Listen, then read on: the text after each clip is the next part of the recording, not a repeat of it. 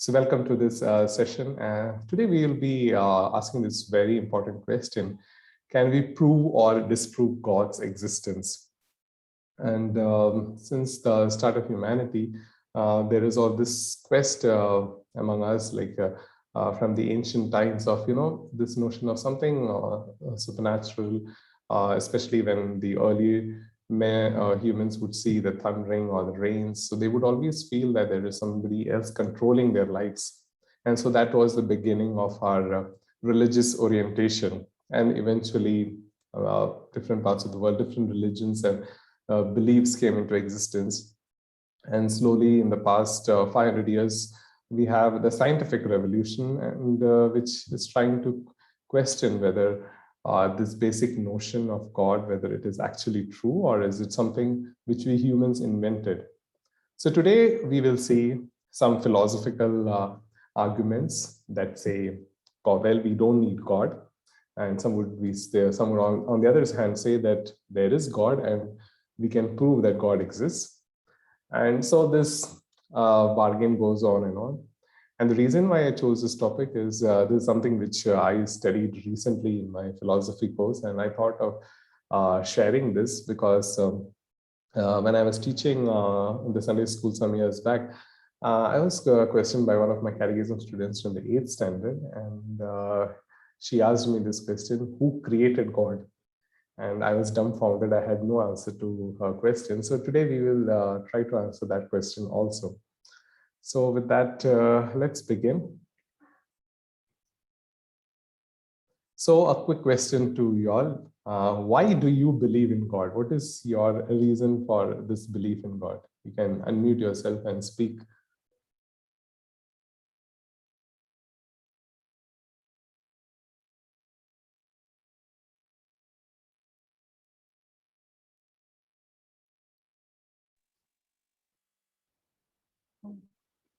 Yes, Yvonne. Brother, because it is from our childhood only that we are brought up in the faith. Correct, yeah. From childhood we have been, yeah. Okay. Yeah, so for most of us Catholics, because we are brought up in the Catholic tradition, we take it for granted and we believe in God. So for the reasons could be because parents told us that there is somebody who is watching over us, and so we believe in God who is going to punish us if we don't do good things. And also the church teachings or catechisms, some of us would say that we have had a personal experience. And on the other hand, can we prove that God exists in a rational or a empirical way? So there could be various reasons of why people believe in God. Let's look at those reasons. Now, as I said, as humanity began to advance, we started to look at ways where we can actually try to prove if God exists or no. So we have some of our philosophers and from the very 12th century onwards who started to really try to make a philosophical reasoning for God's existence. So Saint Anselm of Canterbury, Saint Thomas Aquinas, René Descartes is a philosopher from France, and Al-Ghazali is a Muslim scholar who influenced Saint Thomas Aquinas. So basically, they were trying to give arguments why there could be, arguments for. Basically, they are not proofs; they are just ways of saying that God can exist or God's existence can be proven based on certain observations or based on certain rationality. Now, Saint Anselm is more of a very intellectual way of arguing, but that argument is no more held on to because there are flaws or drawbacks in that argument. St. Thomas Aquinas would give 5 ways to prove God's existence. I will not be taking that because they're quite complicated. René Descartes, again, is on a very rational, very intellectual level. Again, I will not be dealing with that. Al-Ghazali is a little simpler way, and William Craig is of a recent philosopher who took back what Al-Ghazali had given, and basically it's about designing the universe, and there is God who designs it. So just to give like many philosophers have tried over the centuries to give a very rational justification for God's existence. And one of the very recent ones, maybe in the 17th century, is William Paley. So this is his argument for God's existence. So William Paley would say, look at the universe. It is like a huge machine since there is order in it. And there is, there is a means, where it is adapting to the end or the goal. So basically, he would say that this whole universe is like a machine, and he would compare it with a watch, which is we can see the image down. So basically, the universe is like a machine, and it's working very smoothly, and it is constantly evolving itself, or it's moving towards some end or some goal. Now, the second argument would say that we know that machines, for example, this watch, needs an intelligent designer. So in the case of the watch, it's as a human person has designed this watch and made it. So this is a comparison. So if a watch, which is so simple, needs a designer, definitely a universe which is much more complex than watch would need a designer. So here is this comparison. So since a watch needs a designer, it's a human logic that even this universe will need a designer. So that is the third point. So now the fourth point is, but since the universe is far superior to any human-made machine, it requires a super intelligent designer. So it's not possible that somebody as intelligent as us could have designed this universe. Okay, so therefore, this super intelligent designer is God. So it's a very simple 5-step arguments where you just compare universe, you compare the universe with the watch. So the universe is like a very complicated watch with a lot of intricacies and a lot of fine tuning and designing. So therefore, this designer is a super intelligent being, and therefore the super intelligent being is no one else but God. So this is, in simple terms, William Paley's argument for God's existence. Of course, now there are many other philosophers who came later and who had a lot of objections against this kind of argument. So the first objection is universe cannot be considered as a machine. So basically, what the philosopher is trying to say is machine is something which we humans have made, and machines are very simple as compared to the universe, and the universe is much more complex and it's huge and vast. So there is nothing similar between this universe and this watch. So therefore there is this analogy is very poor, the comparison is very poor, and since this comparison is poor, therefore the whole argument fails. So that is one kind of way of looking at it. The other way is saying is, now the universe is finite according to some philosophers. Therefore, the God who made this universe is also finite. Whereas we Christians believe that God is infinite. So if we are saying that God made this universe, which is finite, so the God who dwells in the universe is also finite. So there is a contradiction between our belief and what we are trying to prove from this, finite versus infinite. So therefore, we are making God very limited based on this argument. Other argument is that now when we look at our world, or for example, our earth itself, it's not perfect. There are good people, there are bad people, there are wars happening, there is famines, there is natural disasters, and so many wrong things are happening. So if God has made this earth or this universe, which is so imperfect, how can God be perfect? So even God becomes imperfect. So these are the consequences if we go by that argument. And other example is, now this watch could have been made by one person. But for example, making a car, which is more complex than a watch, many people are involved. So according to that logic, this whole universe also would need many gods to be made, many gods' contribution to make.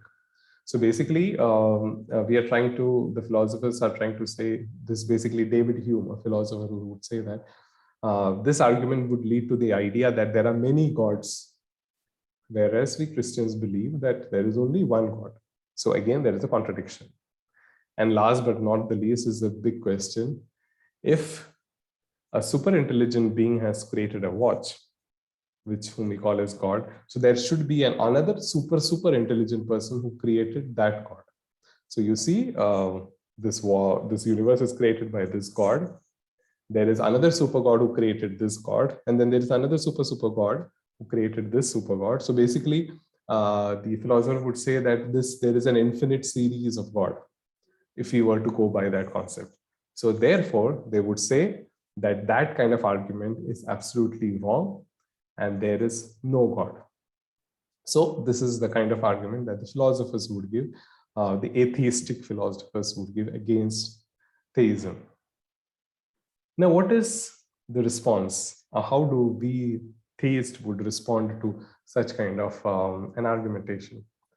They simply put, science also depends a lot on comparison. For example, when the law of gravity was Isaac Newton was explaining, he would say that just like a apple falls from the tree on the ground, that is because of the gravity. So again, we rely on comparison.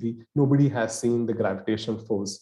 It's just that the force is acting and therefore it is happening. So we rely on comparison even in science. So it is not that everything can be proven by science. Secondly, science is not definitive. All the laws of physics are restricted to certain conditions. For example, now the Zoom call itself, now this Zoom call is happening because there is a certain minimum bandwidth of internet that is working. If the bandwidth falls below that, this platform will not work. This is a very crude example. Likewise, there are many of these physical laws or mathematical laws where you have a lot of these stringent conditions. Only in those conditions will those laws work. So today, if some laws are working, tomorrow those laws may not work. For example, our earlier understanding of gravity was the force that attracts two objects. But today, with Einstein, the whole understanding has changed. So basically, science is not definitive. It is keeping on evolving. So the science can never say that, so because of so and so reason, God does not exist. The third point about that universe is finite. Today, science would say that universe is infinite. And actually the universe is expanding. So basically, that argument is completely taken aside. It neutralizes the argument that the universe is finite. So God could be infinite. And secondly, about the argument of imperfect world, God could have decided to make an imperfect world. After all, he is the creator, and Jesus would say in the Bible, asking us to be perfect as your heavenly Father is perfect. So God has all the liberty to create the world way he wants it. And for the last argument of, there would be many gods required. So here, we are not talking about human beings who build this universe. So we are talking about a being, that is God, who is all powerful. So he can, just like, a very smart, intelligent person can make many people work under him and get things done. God is also all powerful. He does not need many other small agents to do his creation business. So we are talking about that kind of being. And finally, God is a spirit. He is not a material being. Again, I'm using the term gender. God is not a gender. So God is basically a spirit, and we cannot accept this thing of God, super God, and super God, and this infinite regress.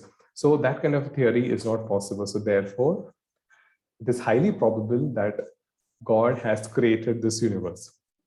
So this is quite heavy because a little bit of science and a little bit of brain, thinking about this. In a nutshell, we are refuting the claims of these atheists who would say that God cannot exist.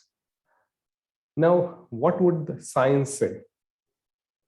Now, science, the whole thing of the atheist is they would say that science is supreme, science is the thing, and science has the answers for all the problems and everything and things like that. But is it true? So therefore, science would put these theories before us and tell us that God does not exist, or there is no need for God to exist, because all that we are up to, or because all the reason that we are alive, or the earth is, or the universe is happening, is because of certain laws of science. So the first theory is a theory of evolution, which is the most common theory that was given to us by Charles Darwin. And what is a theory? We'll see. Second is the Big Bang theory, which speaks about the creation or the formation of the universe. And interestingly, this theory was actually given by a Catholic priest called Father George Lemaitre. He is from Belgium, and he was of the contemporary of Einstein, so Albert Einstein, and they were at the same time. The third theory is a quantum theory, which would say that, today we speak about quantum mechanics, so it's like at very subatomic levels, things just happened randomly, and this universe came into being, in simple terms. And then there is this very vague multi-universe theory, which would say that there were many universes. So it's like kind of a big machine that is, generating universe after universe. And out of that many universes, there happened to be one universe, which is our universe, where life came into being. So it's like, they're just throwing ideas into air, proposing this theory and that theory. So, and they would also say that science, or these atheists would say that religion is based on faith, not on reason. So they would say it's just blind faith. You don't use your brain, you just believe anything that is just put forward to you. And then the other accusation against religion is that religion is the cause of all evil. For example, the terrorism and various the crusades in the past and things like that. So science would say that religion has brought only bad things on this earth, and there is no need for religion. Now, how true are these things? We shall see. First of all, about the theory of evolution. Now, this is something which almost many faithful, many religious would find it difficult to accept this factor. So, difficult to, refute this claim of theory of evolution. So what is this theory of evolution? So the theory of evolution only speaks of how organisms evolved, how organisms evolved over a period of time. It does not speak about how the first living organism came into being, or how this genetic information was transferred into subsequent generations. So that is not at all spoken about. This is the whole crux of theory of evolution. And second most important thing, we did not evolve from monkeys. This is you might have seen that famous cartoon where you have this small monkey, then you have the chimpanzee, then you have a bigger version of that primate, and then the bigger one, and then finally the man standing. So that is a completely wrong interpretation of theory of evolution. So theory of evolution does not say that we evolved from monkeys. That is absolutely wrong. Thirdly, the one of the biggest flaw of this theory of evolution is that if we were to actually sit and calculate based on the number of species or the creatures that have existed on Earth, if we were to calculate the time taken or the age of the Earth, the calculated age of the Earth would come to be much, much more than the actual age of Earth, which means that there is a problem. Something has happened in between, which defies these laws. So basically, the theory of evolution is not a foolproof theory of how life came into being. It just says that one organism evolved based on the different conditions that suited its natural habitat. And lastly, theists would say, or we could say, that this process of evolution could be a mechanism which God himself used in this whole creation process.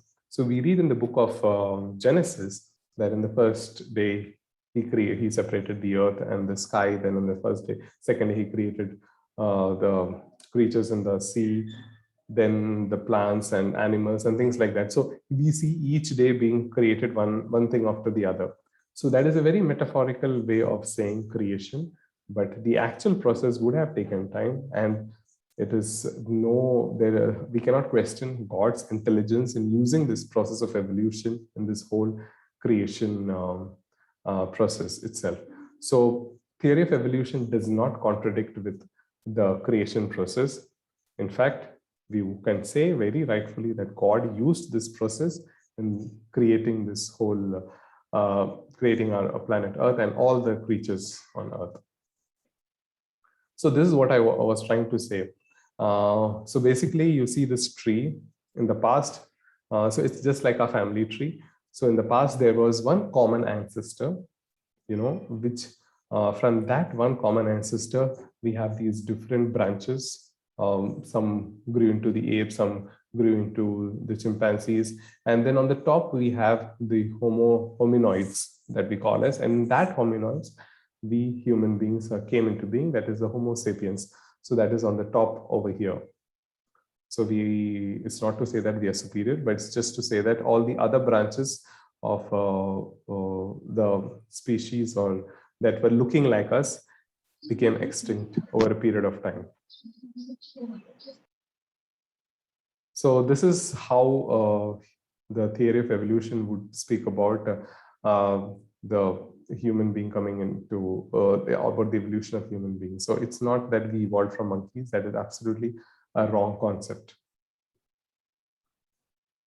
Now, there are some problems with the Big Bang and the quantum theory. So basically, Big Bang theory would say that the 13.8 billion years ago, there was an explosion.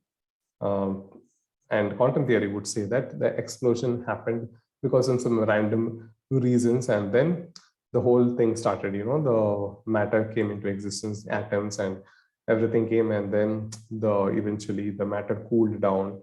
Then we have the different universes in the Earth. So it's like over a very long period of time. So this is what is the Big Bang theory. And the quantum theory would say that everything just happened by chance, and the universe that we are living in just happened by chance. Now, the question which we as believers can ask science is, what triggered this Big Bang, or what is the source of this energy? So this theory actually says that energy existed before. Now, how did this energy convert into matter? Or rather, what is the source of this energy itself? So is everything really by chance? So the scientists themselves have proven this point, that if the neutrons, so basically neutrons and protons are the subatomic particles which are present in the nucleus of the atom. So they say that if the neutrons were not 1.001 times the mass of protons, then life wouldn't have been possible. So imagine such a precision of the mass. So even if it would have been, 10% less, the whole atom would have collapsed and life would not have been possible. So is it, humanly possible thinking that can all these things happen just by chance? It's quite unlikely. So this actually proves that the fine tuning we see, the fine tuning, there is a person or there is an intelligent being who is planning or who is executing this kind of a very fine tuning in our whole creation process. So this is just one example of the mass of neutrons. There are many other calculations which the scientists have said, like even if, slightly the things values would have changed, everything would have collapsed, or the universe wouldn't have been the way it is today. So when we actually see at this our universe, there is an element of fine tuning. It's not just by chance. So therefore, there is an intelligent being. And as we have seen in the book of Genesis, it would start by God saying that, let there be light. So what is this light all about? It's basically the Big Bang. So God is telling, let there be light, and then there was this spur of energy, and then the whole process began. So there is absolutely no conflict when we look at the Big Bang theory and the creation story in the book of Genesis. So both can be read in parallel. So that's what I'm trying to say from this slide. And now we have this famous scientist who just died a few years back, Stephen Hawking. For most of his life, he was on the wheelchair, but he did a lot of contribution when it comes to theoretical physics. So here he is a theoretical physicist, and what he did was he blended the general theory for relativity and quantum theory. I would not be going into details of these things. So basically, it's all equations, huge, complicated equations. And so they were able to make this model of universe, which has got 4 dimensions, but it is very similar to the very 3-dimensional world that we are living into. Or it's like a sphere. So if you have seen a sphere, so the sphere neither has a starting point nor an end. So the sphere is it's circular, and from any point you can start, and from any point you can end. Basically, there is no start or end. So they modeled based on their equations. So it's all on paper. All these calculations are on paper. So they made a theoretical universe which looks like a sphere. So since a sphere does not have a starting or an ending point, so this universe also does not have a starting or an ending point. So therefore, there is no need for God. So nobody created this universe. So this is the argument of Stephen Hawking. So he is an atheist, obviously, but there are problems. The theory, as I said, is only on paper. It cannot give a definite answer because, as I said in the beginning, all equations can work only in certain set conditions. So there are certain values which we cannot change. There are parameters which have to be those specific values itself. So these are all very theoretical. There is no proof, there is no observation. Nobody has seen that kind of universe, how it looks. Nobody has seen whether the universe looks like a sphere. We do not know the shape of the universe. So nothing is verifiable. So, and the theory is not really a boundary free because everything is based on certain set conditions. So this theory of Stephen Hawking is very theoretical. It's not a practical solution to say that the universe does not have a starting point. So these are the reasons against Stephen Hawking's. Now we have another great Richard Dawkins. He's a scientist. He came since on to be a scientist, and he is still alive. He is a very strong atheist. He wrote this book called as The God Delusion. And in this book, he basically says that religion is evil, religion is extremism, and all the wrong reasons, all the bad things are happening because of religious beliefs. And he goes to the other extreme. So Michael Russ, he himself is an atheist, and he speaks about this book. Now he's actually criticizing Richard Dawkins because Richard Dawkins didn't do a very good job. He would say, Michael Russ would say, the God delusion makes me embarrassed to be an atheist, because Richard Dawkins is using very flawed arguments. He makes any kinds of absurd arguments. And let me remind you, this book, The God Delusion, became the bestseller. It was translated into many languages. And the interesting thing is that the book has got a lot of flaws. The arguments are not properly made. But people buy these kind of books because they like to read things. And somewhere people are frustrated with the way the religion have been practiced over the period of time. So people get carried away and people believe that really God is a delusion. But there are a lot of problems because Richard Dawkins would say that science has all the answers. And so the problems are that he assumes that materialism or empirism is without any problem. He believes that science does not have any problems. So as I said in the beginning, science is evolving. So when something new is discovered, we have to throw out our old beliefs, our old laws. Very simple example is we no more believe in the way gravity was given to us by Isaac Newton. Today we hold on to the theory of Einstein.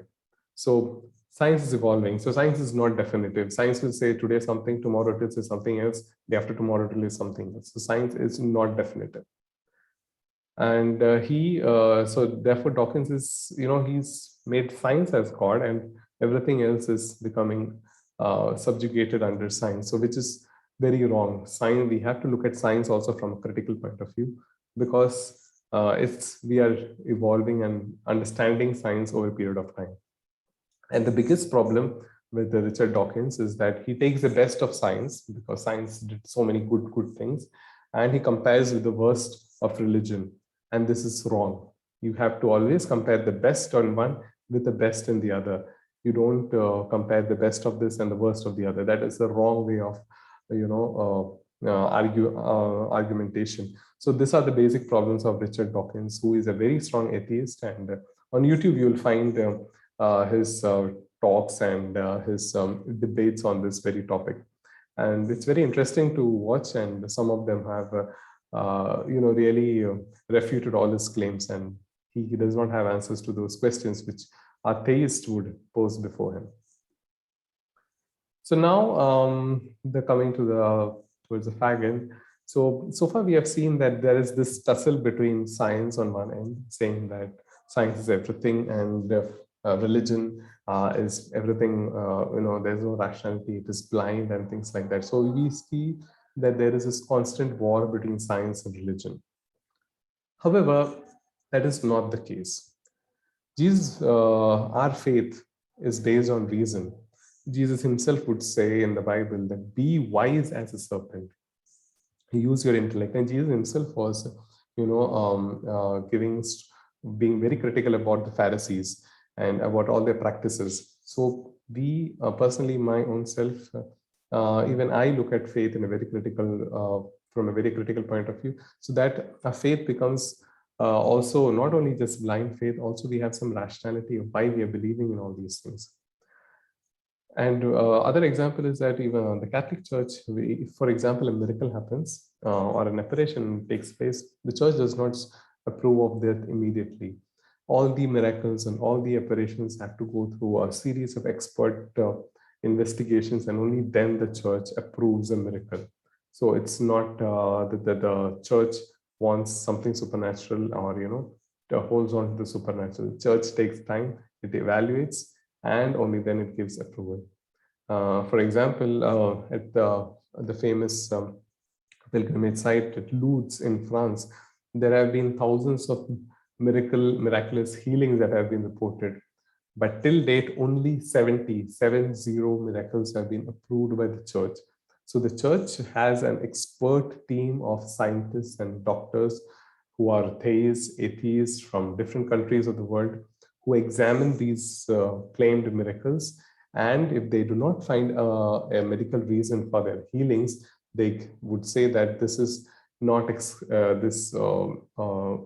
miracle cannot be explained by scientific reasons, and then it becomes a really approved miracle. So it goes through a lot of process. So the church is very clear in that we use the latest science to prove that these the event or has occurred, and it's a miraculous event and not and could not be proven by current scientific knowledge. The other interesting thing is, out of the 52 scientists who are considered as the founders of modern science, so this is around the 16th century, 50 of them were practicing believers or Catholics. So basically Copernicus, Kepler, all these people are great scientists of their times. They were all staunch believers. So it's not that because they are believers, they did not limit themselves, or they did not get into scientific research. So basically faith is driving science. And also, just not to boast about ourselves, but till the end of the 19th century, 1 out of every 20 scientists worldwide was a Jesuit. In fact, you see the picture down. So the first person over here is Matteo Ricci. He was a great astronomer and mathematician. He came and he worked in China. So throughout our Jesuit history, we have a lot of scientists who are dedicated in the field, different fields of science, and most of it is astronomy. So science and religion are not against each other. Religion has always fostered and supported science, in fact, encouraged science, and today also.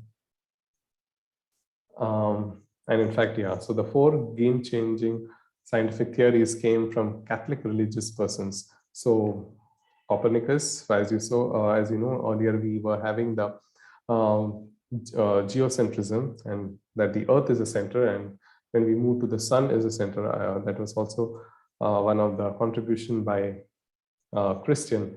Then we have this Jesuit who gave the first concept of nuclear energy.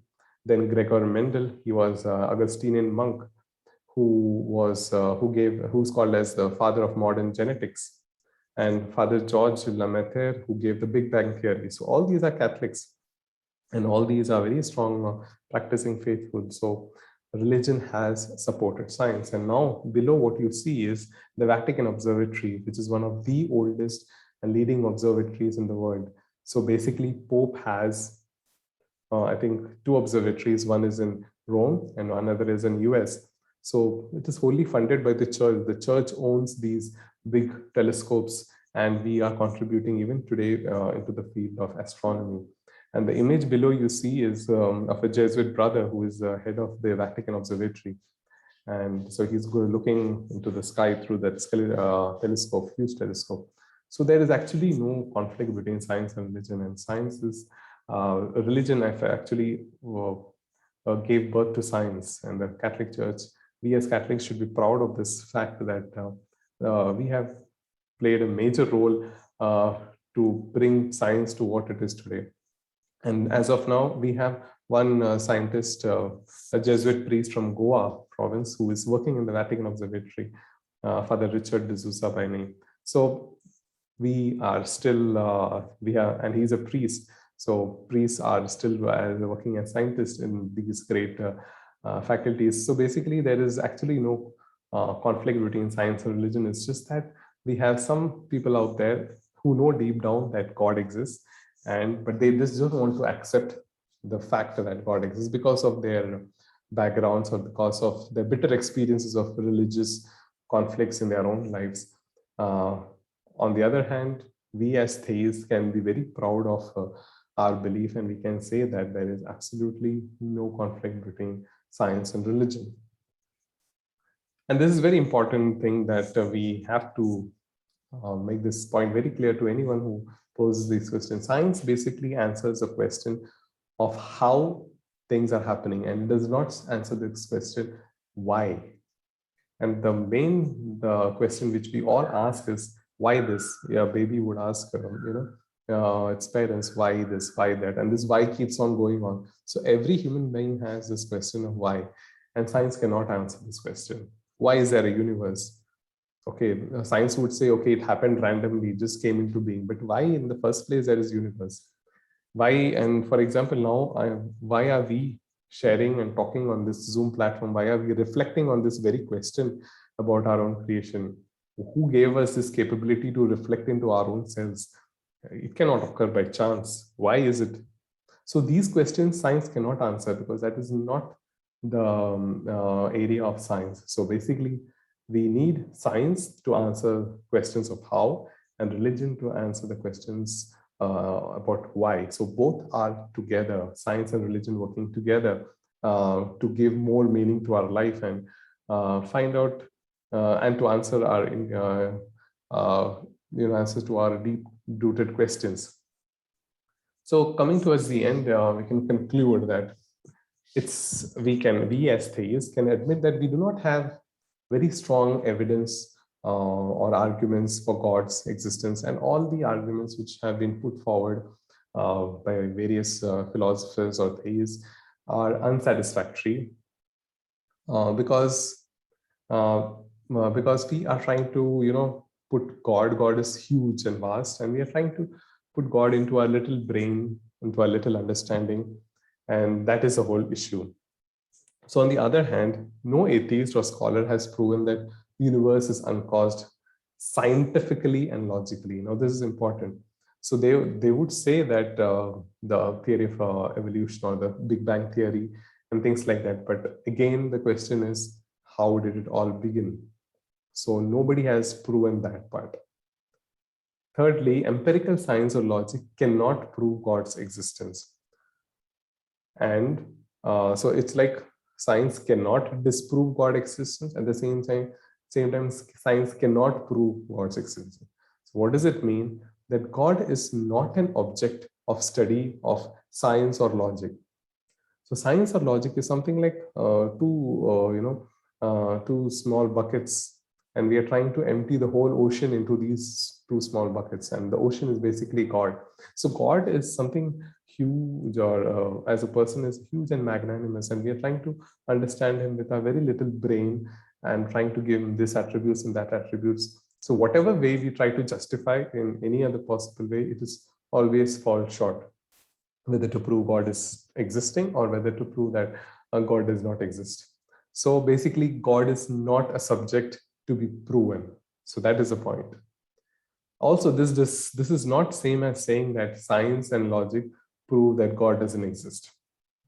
So basically, science and logic does not prove that God does not exist, and at the same time, they are not going to prove that God exists. So these are the two extremes. So basically, God is not the subject of study of either science or logic, and there is basically no conflict between science and religion. Both can go together because both are essential. The very ability of our intellect or wisdom is given by God. So we have to use our faculty to be rational and not just be superstitious and believe in anything and everything. So that is the whole point of today's session, about that science and religion are going together and there is no conflict.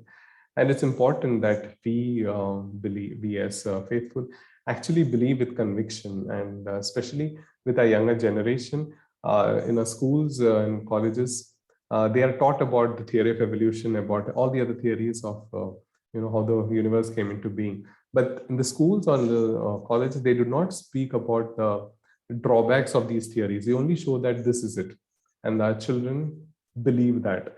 And it's very unfortunate that they do not question these things, and they will get carried away and then believe that God does not exist, which is not the case. So we need to look at everything from a critical point of view. Science is not foolproof, and that is the most important point. So that's it from my end.